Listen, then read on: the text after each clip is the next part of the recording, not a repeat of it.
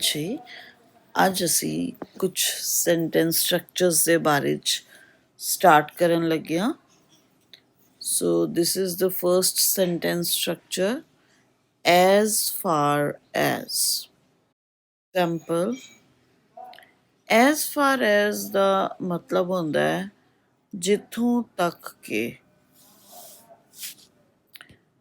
as far as I can remember, ਜਿੱਥੋਂ ਤੱਕ ਕਿ ਮੈਂ ਯਾਦ ਰੱਖ ਸਕਦੀ ਹਾਂ, ਮੀਨਸ ਜਾਂ ਜਿੱਥੋਂ ਤੱਕ ਮੈਨੂੰ ਯਾਦ ਹੈ, he didn't come home until midnight, ਉਹ ਘਰ ਨਹੀਂ ਆਇਆ ਅੱਧੀ ਰਾਤ ਤੱਕ। ਤਾਂ as far as ਇੱਕ ਸੈਂਟੈਂਸ ਸਟਰਕਚਰ ਹੈ, ਕੁਛ ਫਰੇਜ਼ ਹੈ ਜਿਸ ਨੂੰ ਅਸੀਂ ਐਡ ਕਰਕੇ ਆਪਣੀ ਲੈਂਗੁਏਜ ਨੂੰ ਫਾਈਨ ਬਣਾ ਸਕਦੇ ਹਾਂ, ਆਪਣੇ ਐਕਸਪ੍ਰੈਸ਼ਨ ਨੂੰ ਵਧੀਆ ਬਣਾ ਸਕਦੇ ਹਾਂ। ਤਾਂ as for as I can remember, ਜਿਸ ਤੱਕ ਮੈਨੂੰ ਯਾਦ ਹੈ, ਜਿਸ ਤੱਕ ਮੈਂ ਯਾਦ ਰੱਖ ਸਕਦੀ ਹਾਂ, he didn't come home until midnight, ਉਹ ਅੱਧੀ ਰਾਤ ਤੱਕ ਘਰ ਨਹੀਂ ਆਇਆ ਸੀ। Next, as far as I recollect, there were few people in the village then. as far as, ਜਿੱਥੋਂ ਤੱਕ ਕਿ I recollect, ਮੈਨੂੰ ਯਾਦ ਹੈ, ਜਿੱਥੇ ਪਿੱਛੇ ਆਪਾਂ ਯਾਦ ਬੋਲੇ ਸੀ I can remember, ਇੱਥੇ ਬੋਲਿਆ I recollect, same he meaning ਹੈ। as far as ਮੈਂ ਯਾਦ ਕਰਾਂ, ਜਿਸ ਤੱਕ ਮੈਨੂੰ ਯਾਦ ਹੈ, there were few people in the village, ਪਿੰਡ ਵਿੱਚ, then ਮਤਲਬ ਉਦੋਂ ਪਿੰਡ ਵਿੱਚ ਬਹੁਤ ਥੋੜੇ ਲੋਕ ਸਨ। Next is, as far as I recall, they quarreled very often at that time. As far as, ਜਿੱਥੋਂ ਤੱਕ ਕਿ I recall, ਮੈਨੂੰ ਯਾਦ ਹੈ, ਸੇਮ ਉਸੇ ਤਰ੍ਹਾਂ ਹੀ ਜਿੱਦਾਂ I can remember, I recollect, I recall, ਤਿੰਨੋਂ ਹੀ ਇਹੀ ਗੱਲ ਦੱਸਦੇ ਕਿ ਜਿੱਥੇ ਤੱਕ ਮੈਨੂੰ ਯਾਦ ਹੈ। they quarreled, ਉਹ ਲੜੇ, very often, ਜਾਂ ਲੜਦੇ ਸੀ, very often, ਕਾਫੀ ਜ਼ਿਆਦਾ, at that time, ਉਸ ਸਮੇਂ।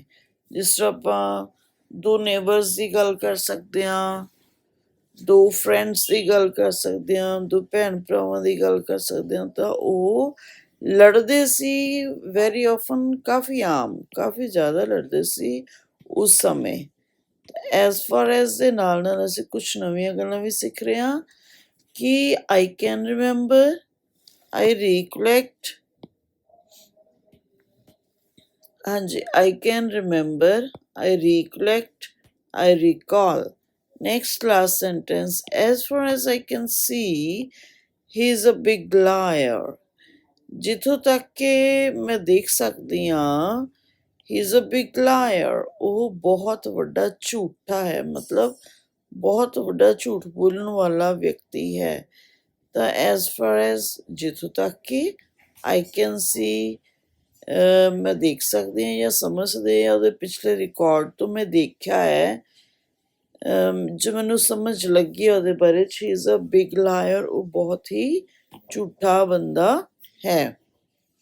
So these were all examples about as far as and I can remember, ਮੈਨੂੰ ਯਾਦ ਹੈ, ਮੈਂ ਯਾਦ ਰੱਖ ਸਕਦੀ ਹਾਂ, I can remember, I recollect, I recall, I can see। ਤਾਂ ਇਸੀ as far as ਨੂੰ ਲੈ ਕੇ ਹੁਣ ਦੋ ਪਰਸਨਸ ਦੇ ਵਿਚਕਾਰ ਡਾਇਲੌਗਸ ਅਸੀਂ ਸਟੱਡੀ ਕਰਦੇ ਹਾਂ ਜੋ ਇਹਨਾਂ ਨੇ ਦਿੱਤੇ ਨੇ। A ਪਰਸਨ ਇੱਕ ਪਹਿਲਾ ਵਿਅਕਤੀ, B ਪਰਸਨ ਦੂਸਰਾ ਵਿਅਕਤੀ। A ਪਰਸਨ, ਇੱਕ ਪਰਸਨ ਪੁੱਛਦਾ question, have you seen Tom, ਕੀ ਤੁਸੀਂ ਟੌਮ ਨੂੰ ਦੇਖਿਆ ਹੈ? B ਪਰਸਨ ਆਨਸਰ ਹੁੰਦਾ ਹੈ, ਨੋ, ਨਹੀਂ। As for as I can remember, ਜਿੱਥੋਂ ਤੱਕ ਮੈਂ ਯਾਦ ਰੱਖ ਸਕਦਾ ਹਾਂ ਜਾਂ ਯਾਦ ਰੱਖ ਸਕਦੀ ਹਾਂ, he was suppose to be on a business trip to Lisbon. ਜਿੱਥੋਂ ਤੱਕ ਕਿ ਮੈਨੂੰ ਯਾਦ ਹੈ, he was supposed to be, उसने जाना सी, he was supposed to be ਉਹ ਹੋਣਾ ਚਾਹੀਦਾ ਸੀ on a business trip to Lisbon, means ਕਿ ਉਸਨੇ ਲਿਸਬਨ ਬਿਜ਼ਨਸ ਟ੍ਰਿਪ ਤੇ ਜਾਣਾ ਸੀ। ਨੈਕਸਟ ਏ ਪਰਸਨ ਕਹਿੰਦਾ yes but he was suppose to be back by now, ਪਰ ਹੁਣ ਤੱਕ ਉਸਨੂੰ ਵਾਪਿਸ ਆ ਜਾਣਾ ਚਾਹੀਦਾ ਸੀ। ਉਹ ਵਾਪਿਸ ਆਉਣ ਦੇ ਪਲਾਨ ਵਿੱਚ ਸੀ। ਬੀ ਪਰਸਨ ਕਹਿੰਦਾ have you called his home, ਕੀ ਤੁਸੀਂ ਉਸਦੇ ਘਰ ਵਿੱਚ ਉਸਨੂੰ ਫੋਨ ਕੀਤਾ ਹੈ?